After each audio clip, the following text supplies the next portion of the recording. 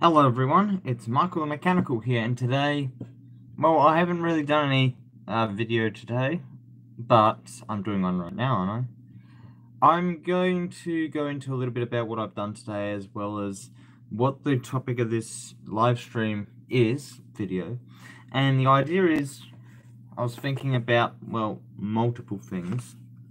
I pulled this out of my cupboard, which has not been installed on this system, and when I pulled it out, I was thinking, maybe I should make a stream to talk to you guys about how we can expand a channel.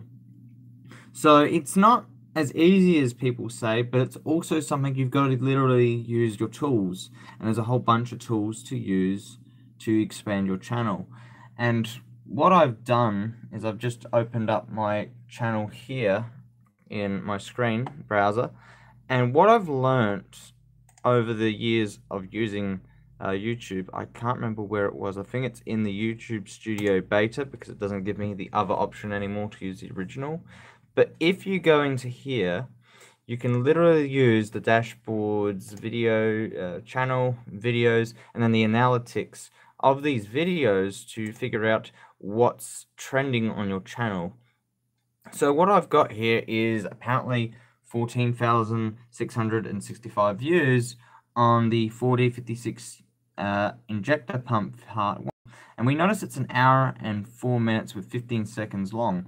We know that that's not that great of a video, so that's one of our things we could do to target. Because we know it's getting heavy traffic over here.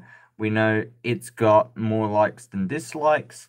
But because of the traffic is high, we know we can use that to our advantage. Now, I'm not talking about doing this on purpose. I'm literally talking about this from a strategic point of view. The thing is, if we want our channel to be successful and we want to get somewhere, it's a video like this that's getting lots of traffic that we know we have to utilize to get somewhere.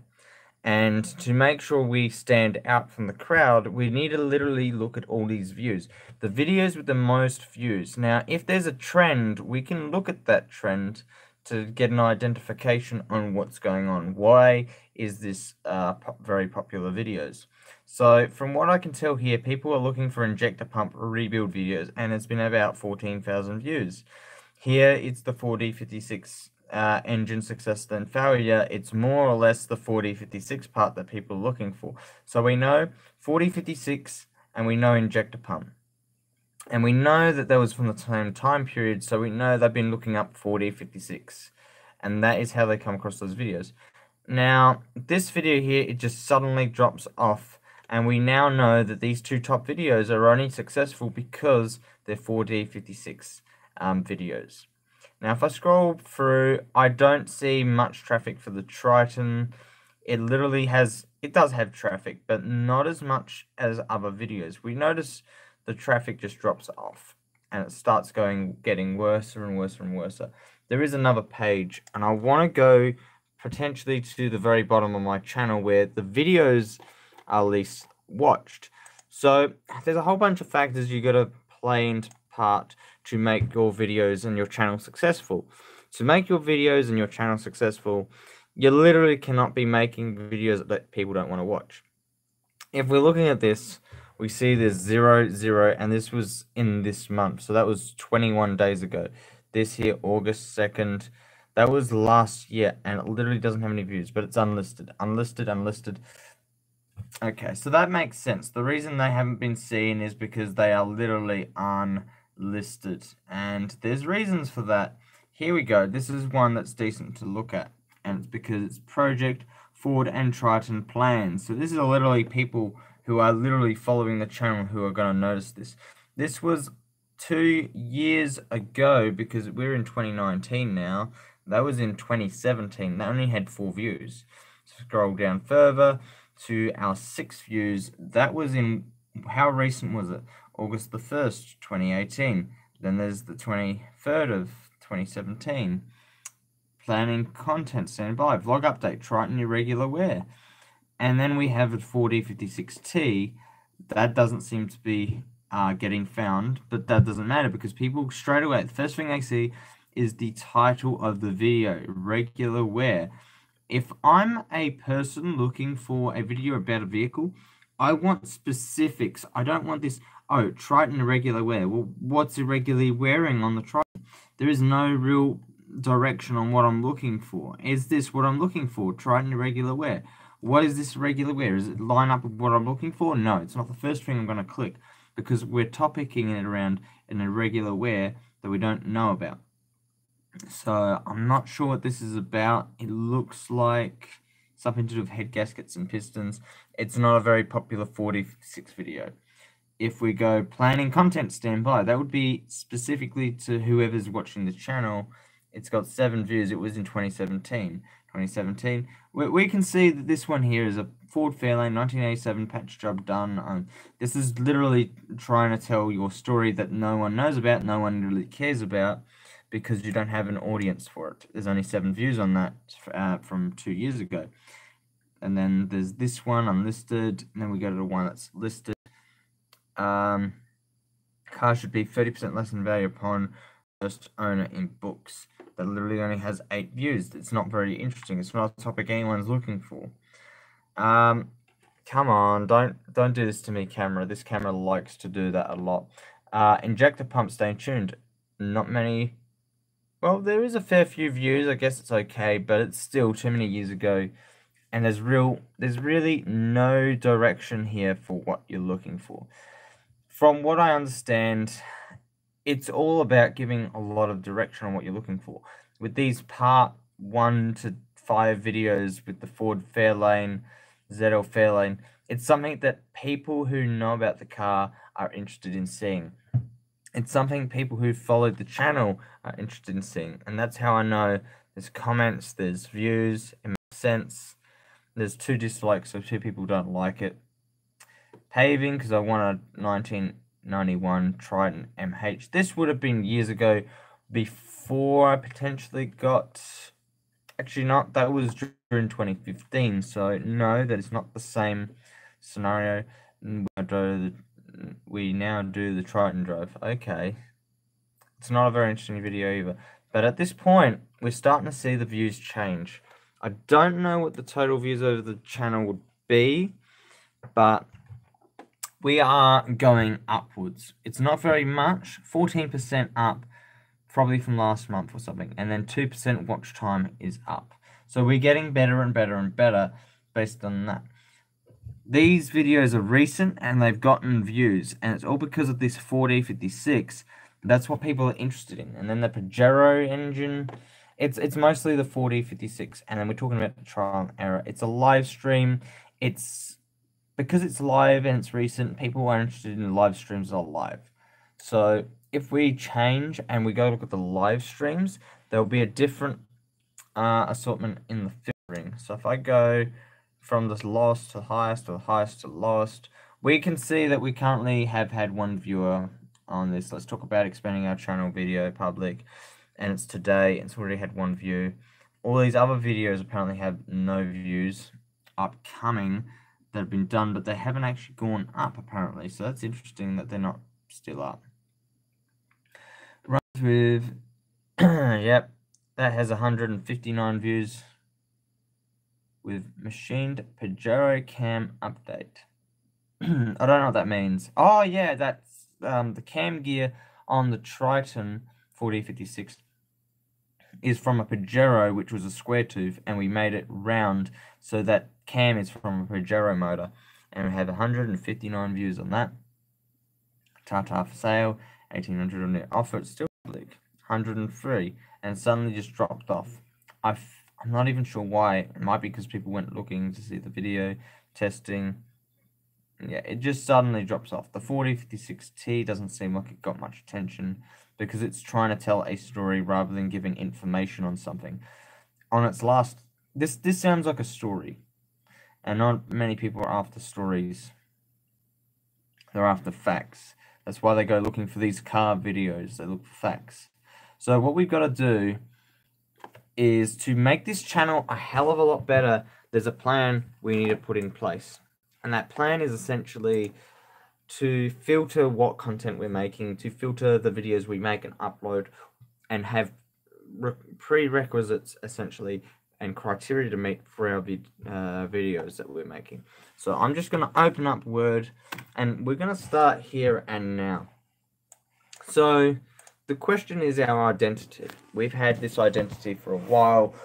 We are around cars, so that's not really a unique identity. I think what's unique about our identity is we do the things that there's some people do, some people don't. We don't do modification. Not really. The only modifications we do is the ones we have to do in order to get what we need. There are people out there who just modify cars for the fun of it. We're not doing it for the fun of it. We're doing it for a purpose. So everything we're doing, our identity is about the purpose. The purpose is keeping our vehicles legal and doing it cost effective if we can, or fixing something that's impossible to fix. The Tata is an example of that. It's not going to be fixed straight away. If we're going to fix it, it's not necessarily going to stay either. So if it does happen, it's going to happen. But if it doesn't, it doesn't. We're not in the financial viability section to say we can just go and fix a Tata. We have no reason to. And when we're on a budget, it actually gives us some constraints on what type of videos we can actually make and how we have to make them. The Triton is off the road now. Why is the Triton off the road? Because there's a problem that keeps reoccurring. What's the best thing we can do for the Triton? Not drive it around. So the Triton's off the road. We're getting a cost-effective way to get back on the road with what we've already got. That is the Pajero. So we're going to set the Pajero up so then we can use it on the road. Why? Because it was most cost-effective. It's already had money spent on it. It's already almost done. And it's about finishing the job that was never finished in the first place. It's about buying the parts that would have costed $1,000 or less, around $1,000, to get it going. The Tata needs about $2,400 spent on it. The Triton needs $12,000 spent on it. It's a lot of money in the other two cars. So if you were to choose one of 3 cars to fix out of all of them, one's your dad's, the 2 are yours, and yours 2 are going to cost a hell of a lot more money to get going than the other one, and you just need a work vehicle to try and go work, earn some money so then you can fix your cars. What would be the best solution when you've only got about $2,000 to $2,600? Spending it on the Tata, $2,400 it needs maximum spent on it. And that's only if everything can be fixed within the $2,400. If we go and spend $2,400 on the Tata, that only gives us $200 of leniency to fix any extras that needs to be done. Not viable. $12,000, I mean $12,000, $12,000 on the Triton. That exceeds our budget by $10,600. We don't have that. I'm actually losing my budget because I've been spending money on the Pajero to get it ready and going. And eventually I will get that money back from my dad because it's going to be his car again. And me and Mum already talked about this. If his car goes and he uses that car, he's going to pay me back ASAP because I'm not getting the use out of the work I put in there. I put in the time, I put in the effort, I got it going, and I spent my money on it, and he's going to just go and use it, and I have nothing. Exactly. He's got to pay me back since he's got the job and I don't, so I have no way to say, no, pay me back later. It's about me having the resources available that if I do get a job, that we have the backup car to say, Michael, here's the keys. Go register. We'll register the car. You go drive it to and from work, and you use it for work. And when you're done with it, I'll be driving it, and I'll pay you back some of what I owe you because you've been using my vehicle and wearing the parts out that you've paid for already. Something like that. But because I've already put the time in, I feel like I'd get paid back the whole amount, even though I've worn things out because I put in the time, put in the effort, put in the money, and I did it off my own shoulders just so I could use it if I got a job. So our identity for our channel is essentially we do things on a budget. And these are the things we do, tasks on a budget for tasks we need to do. It's essentially who we are. We're doing these things on a budget. We don't have the heavy resources of many of those higher end YouTubers who do really, really cool things. We're unique in the sense that we can do things that others can't, but there's no proof to that yet. I promise that there will be proof eventually, but the thing is, the proof is going to take some time to get to that point because we don't have necessarily the resources backing us up. For example, if you only have $2,500, if it was a set budget for something and you still had reserves, that would be fine, because if you hit that 2,500 and you were stuck, you still have that reserves that if you feel like it's worth going the extra mile, sorry guys, we're going to break the budget, we're going to go overboard, and you could go into your next piece of pie.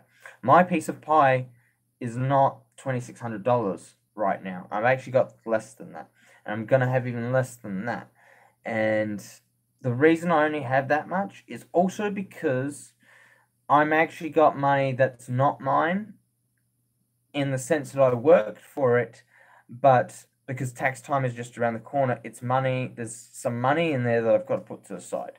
I could recoup that money and then put it back into that if I needed to, and so my budget right now I say is 2,600, because I can spend that safely and still pay back in the time frame that I have left before I have to pay my taxes. But I put the money away from my taxes, so even though I have that accumulation of budget, I've got less than that actually safely available. So I'm actually stretching it. I've pushed myself to the maximum of my budget, my maximum of my pie. I've said I've got this much. So if we talk about the tartar, viably speaking, it takes up my whole pie. I've taken my whole pie and given it to the tartar, and then it still asks for more. It's not worth me to go work on that tartar.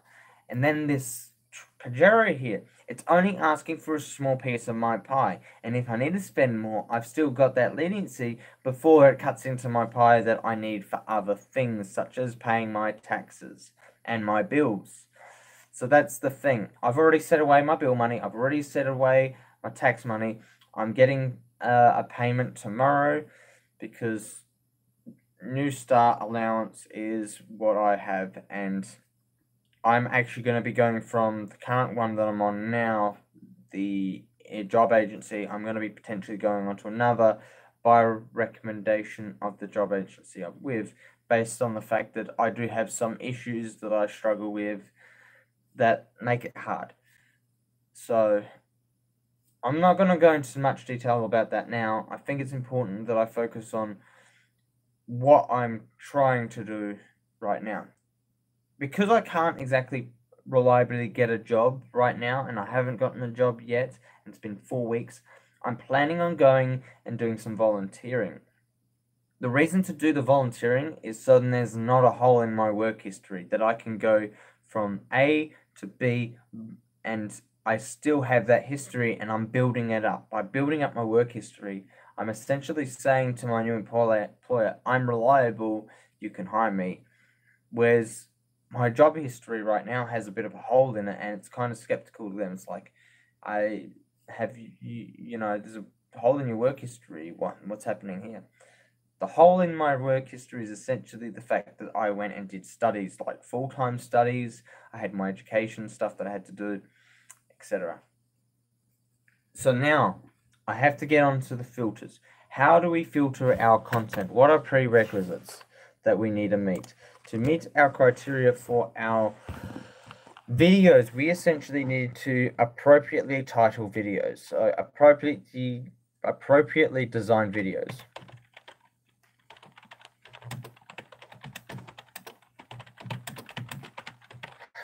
And it has to be direct. So it has to be a direct title, or else our audience is not going to know what they're looking for and if this is what they want. So that's the feedback we need to give someone who's looking for a video. Another thing we have to focus on is what is this channel specifically based around doing? So what is the prerequisite for what these videos do? What do we actually make? We make positive content that's educational, intuitive, and automotive.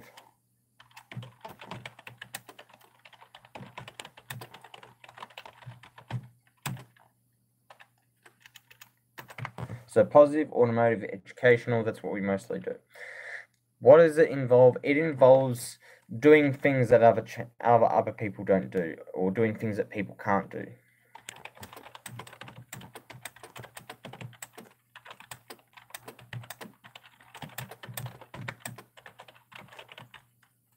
So that's what we do. We are setting up pathways for the people to do the tasks that we can do, but they can't. This is sort of like a guiding light to make it so then, as a viewer, you can watch the videos and can then apply that knowledge for your own self-need with a car you're struggling with, and then find things for it. There is actually something I should really have done a video on, and essentially looking for parts. There was an issue with looking for parts for a 1964 Chevy Bel Air, and the problem was there was a couple of different variants of the car with different parts, and I'm not sure what was weird about it. All I know is when I was looking for the things that I was given a list. I went looking for things, and some of those parts I went and Googled them to try and find them using search parameters, not just type it straight into Google. I literally used the little 2 commas and put the words in that I'm specifically looking for in there. And when I did that, I was struggling to find the things that they wanted. So when I found things, I found the closest thing I could find, and I figured out what the terminology was they were using for those parts, and I reapplied that terminology to the search filter, and I managed to find more stuff. The way I actually identified what parts I was looking for is not using the word search. That doesn't help me very much. Specifically, what I used was the word search with a picture. And the way that works essentially, when you're Googling, you click the images section, and then you can look at the pictures. The thing that closely resembles what you're looking for when you don't know what you're looking for is probably what you're looking for. And you catalog every item you find, so then if it's someone that knows what they're looking for and they know what they need and you don't, they can go looking at all these items you found and say this one, this one, this one, this one, this one. And if any of those suppliers are potentially fraudulent or they don't have anything, you have extras to go on. So say I find 5 suppliers, he goes and asks this one, they don't have anything. He goes to this one, yeah, we got stuff, but it's going to cost you this much. Okay, maybe it's legit, maybe it's not. We know we're down 1. He goes to the next one.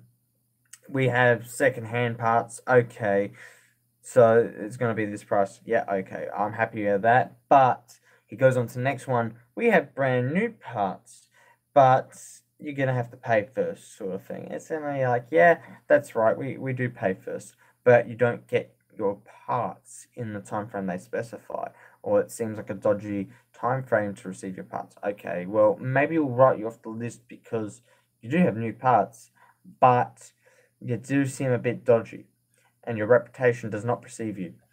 Then we go to the last one, number 5. They have new parts too, but they seem pretty legit. They have a good reputation. They're eager to help you out, and they tell you we have plenty of stock. So you got 3 reliable sources out of 5. That gives you the option to find 3 potential sources of parts, which is good in anyone's eyes. So that was a really good video. I could have made a video about doing part searches. I think I've already done that with the Tartar, though. I'm not sure if anyone really cared about that much. I think they cared about the Tartar a little bit, but not about finding the parts. Solution to all part problems. That's not very direct. I think, to be more direct, it's how to search for rare spares. That would be probably the best change I could do. And I wonder what would happen if I did change it from what it is there to rare spares. So here literally it says Tata Line 1999, part 7, solution to all problems, part problems, and we got 21 views. So what we're gonna do, I think that actually is gonna be a good idea to change this for what it actually is, the solution to finding rare spares. I'm not even sure what the video is about. It's actually really, the only thing bad about it is because I'm live streaming, I can change it back very easily. I'm going to take a copy of the original video. I'm going to go dot, enter dot, and I'm going to make sure I've got a copy of this just in case. So when I edit this, finding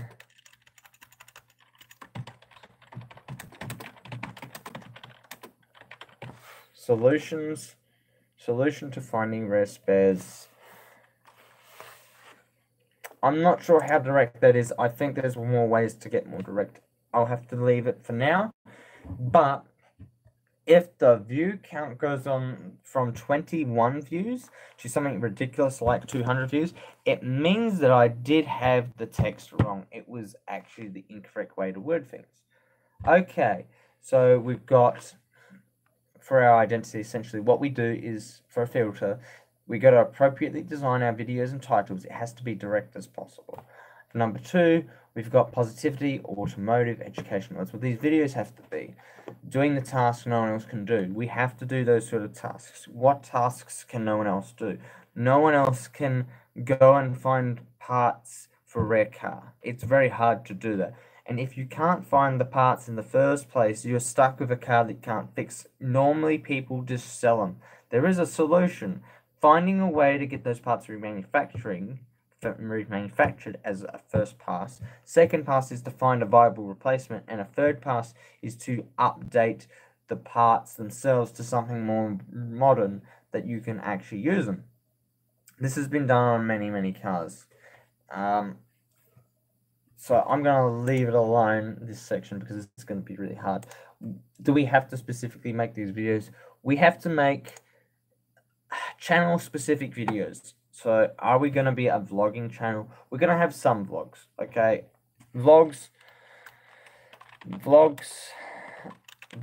live streams. But they have to be specifically around what this channel does. If they can't be really personal.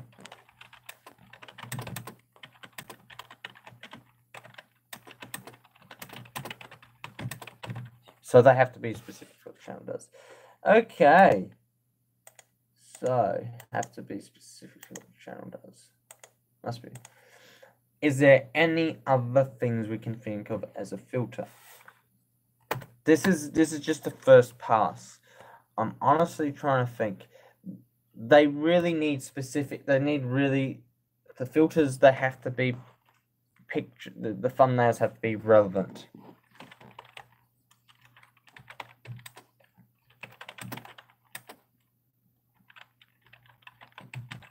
If the thumbnail is not relevant to what the video is about, what is the point in having a generic thumbnail? Say, for example, picture of my phone and my face. That'd be a good thumbnail for all my videos, right? That only works in some scenarios, not with 4056T, how to build one. Because if you're looking at a thumbnail, it doesn't look like it's going to be presenting much feedback on the 4056T and that. Whatever your highlight is for your video, it must be relevant.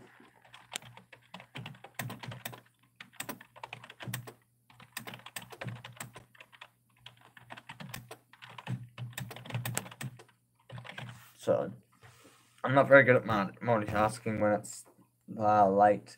I can multitask, just don't want to make mistakes. What else can I think of? What type of videos can't we do? Is there any videos that we can say we can't do? There's a lot of videos we can't do. We can't do videos on making games, so our videos must be specific. We cannot make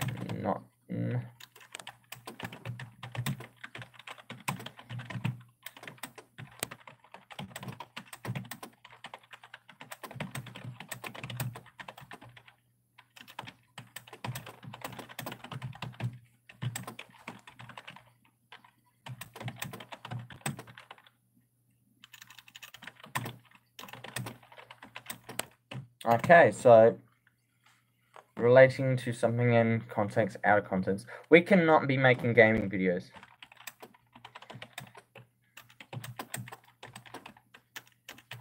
I think by request of the audience, we might be able to do something, or to promote another thing that we're doing, or something that's gaming relevant but relatable to automotive, or something that teaches something about mechanics and stuff.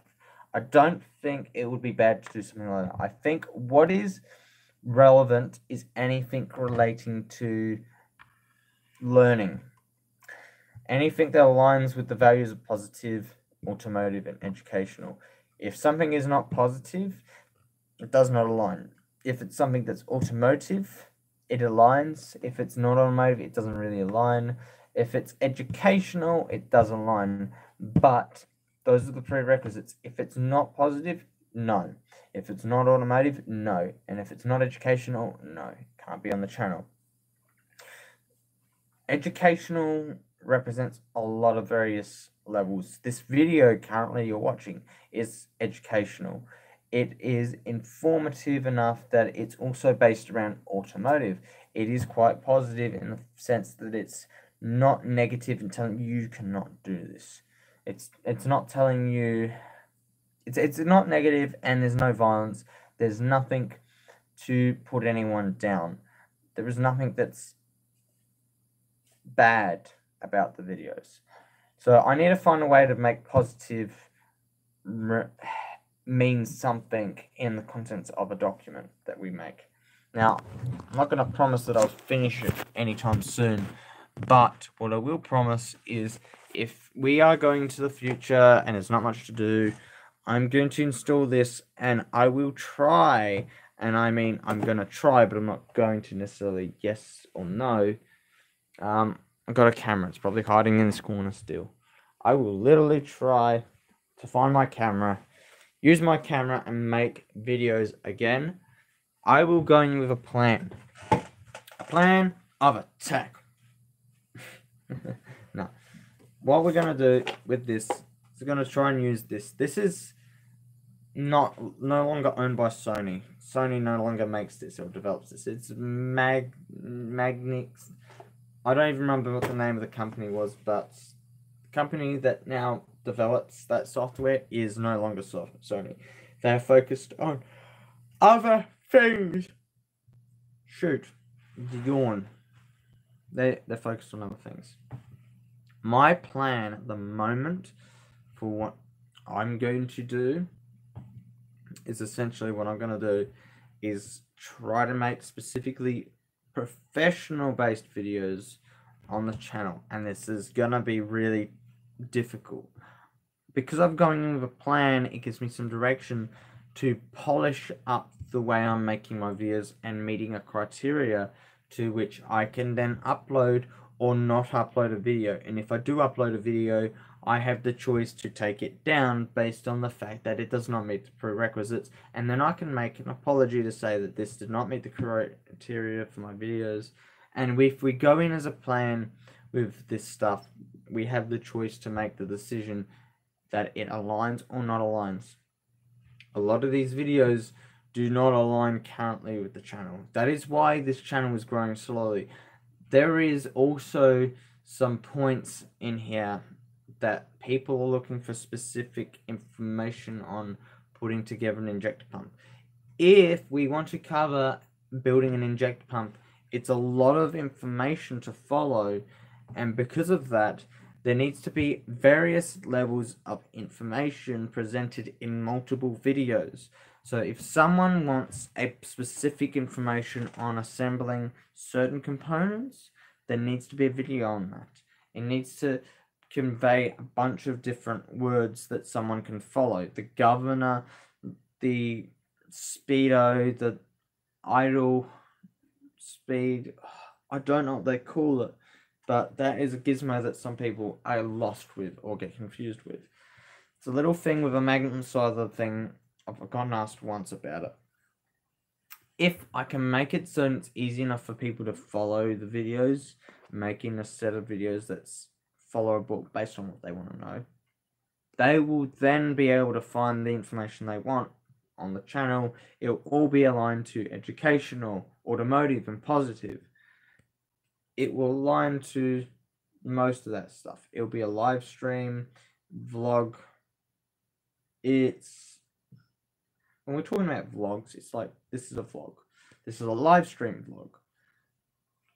With an actual video, it's very hard to picture the video, because whenever you're looking directly at the camera, talking to the camera from a selfie perspective, it is considered a vlog. Then when it's in someone else's hands and they're filming you, some cases it's not a vlog, and in most cases it can still be a vlog. I don't call it a vlog to watch channels where they've got groups of people in a video and they're talking to the camera about destroying something. They're making content on destroying something. It's not a vlog. If it's a vlog, it's about giving a lot of the information verbally. That's vloggy.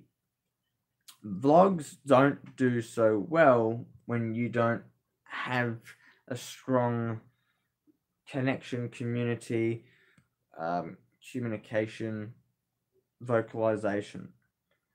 There's a whole bunch of things that you need to be able to do well for vlogging to really work, and it only works for a bunch of people, and then some people can't grasp it, can't do it. I can do the automotive stuff because I'm what they call an intellectual dweeb. Going back to primary school, going back to high school, yeah, intellectual dweeb or something. They call you all sorts of things in those places. The thing you've got to realize is, what's important is, if you have the brain power to do something well, right, that you can use that to guide others and drive things to be done well, correct, right, the first time. Why do you not make a modification to a car? From my experience, when you modify a car, which I was given a modified car, and you don't do everything right, things are gonna break. And the reason they break is because they're not designed to suit the dimensions of the vehicle. I had a short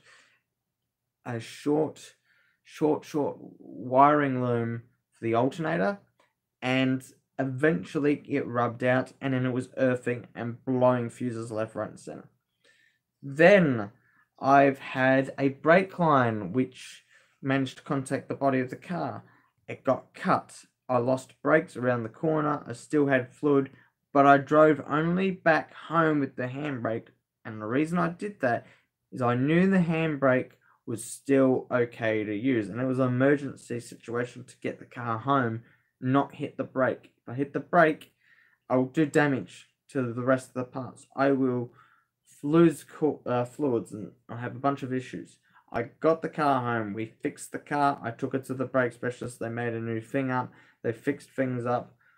I had to then take it back another day to get some more stuff done, and then I found out that my master was stuffed. I had to get a new master, and a bunch of other blah blah blah blah blah things.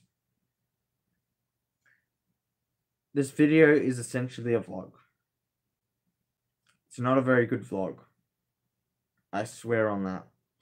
If it was a good vlog, there'd be a lot of intermission between places. There'd be a lot of cool things to look at, and it'd really get you into the video.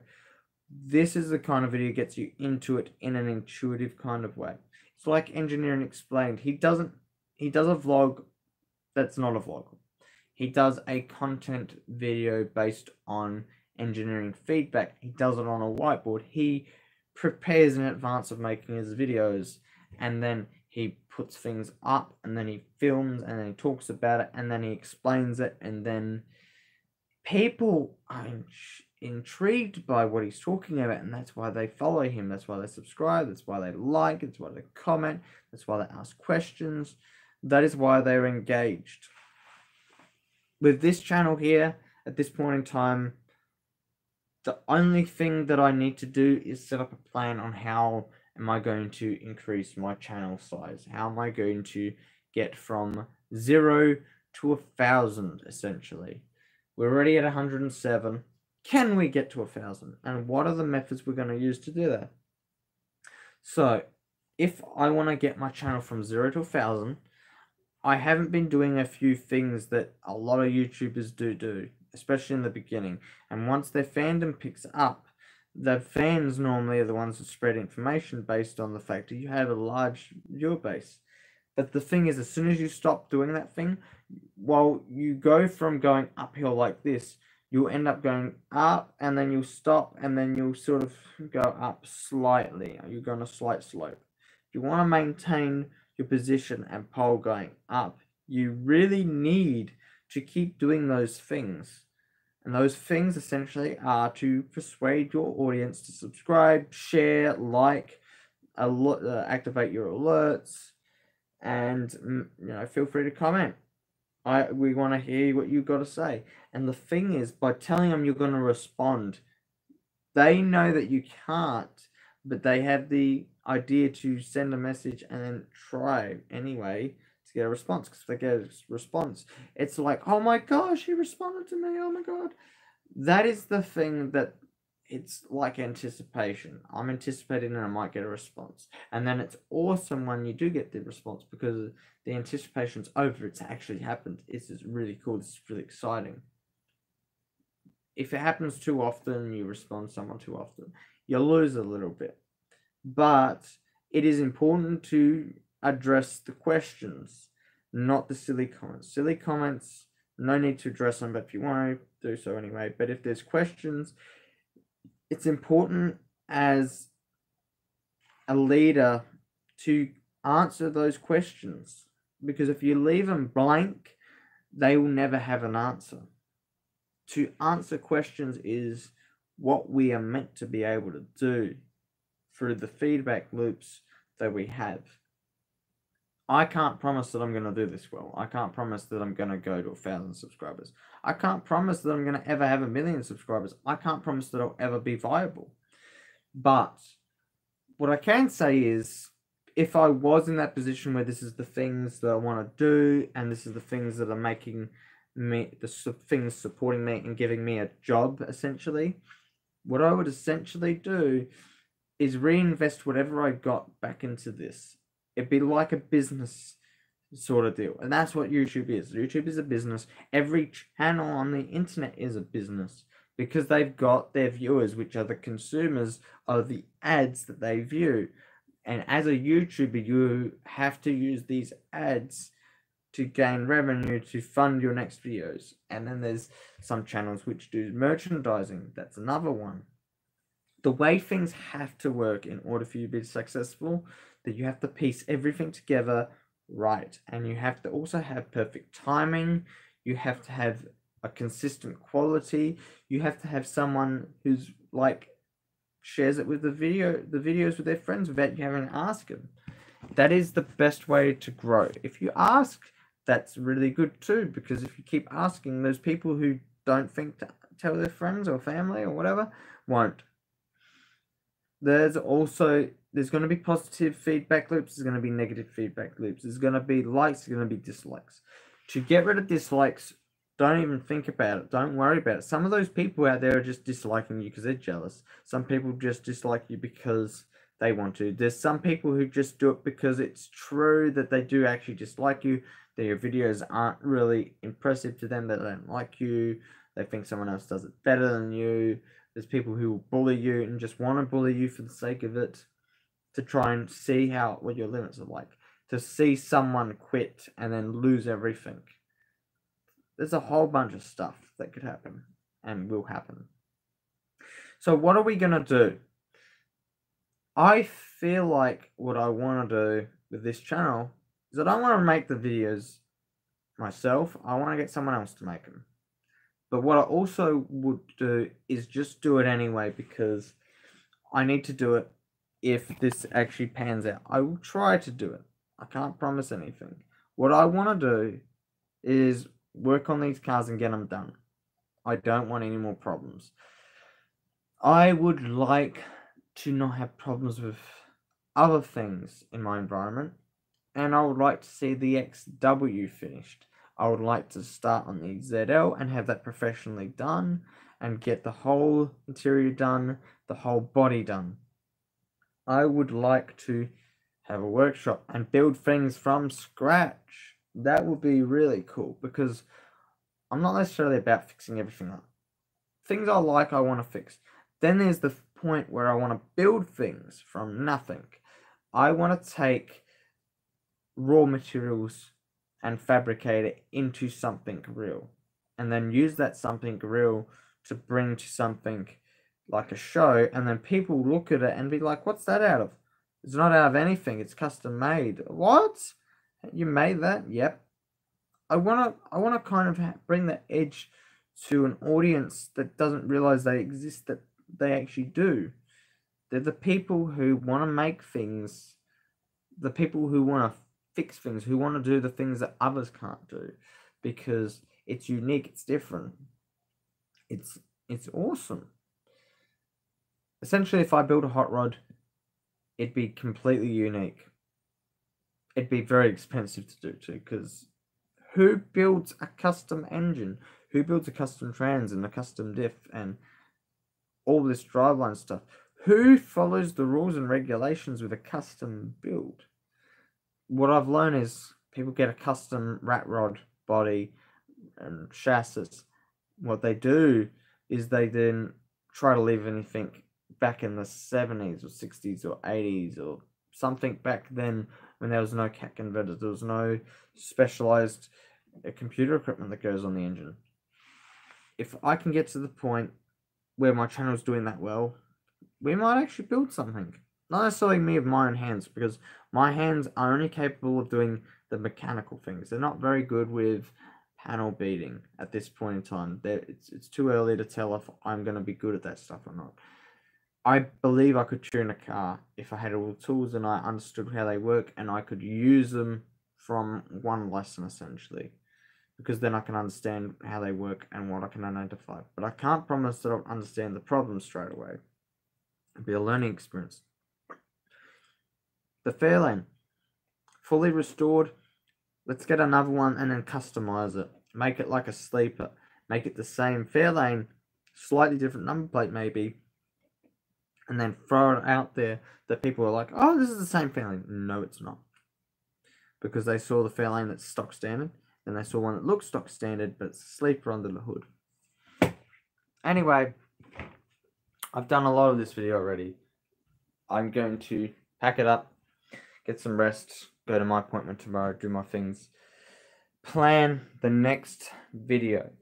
The next video is probably going to be, if I'm lucky to even make it, will be pulling calipers apart while they're on the car and rebuilding only the things that have to be done. And if I can pull that off successfully, there's a video where you don't have to pull any brake lines off the car. And if I get to the point where I have to pull them off because they have to be rebuilt, I'm not going to be actually rebuilding them this time around. I'm going to take them somewhere else where they have suppliers that can mix and match parts, because all the parts for that car out there are really, really hard to come by, and I don't really have many suppliers for parts, and there are some that are out of my league to get in touch with and be like, can you get me these parts? There's still a lot of work to do. But anyway, thank you for watching. I'm going to leave the video at this. The Triton of the Glory Days, friends and family. Triton of the Glory Days.